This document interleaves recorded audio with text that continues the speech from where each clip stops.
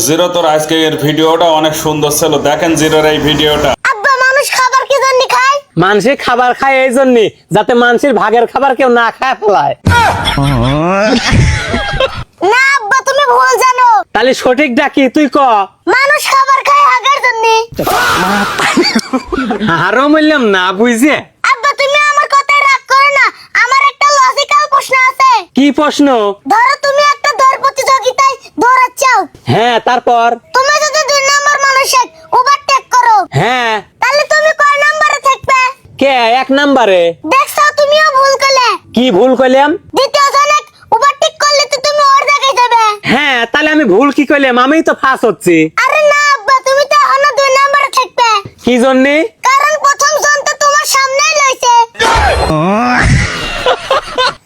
আরে না রে বেটা, হ্যাঁ ওই আমি তো তোর চেক করতেছি যে তুই জানিস নাকি। আচ্ছা আব্বা তুমি কি জানো জালেরা মাছ ধরে কে? কি জন্য আবার জালেরা মাছ ধরবি? ওই খাওয়ার জন্য না হলে বেচার জন্য?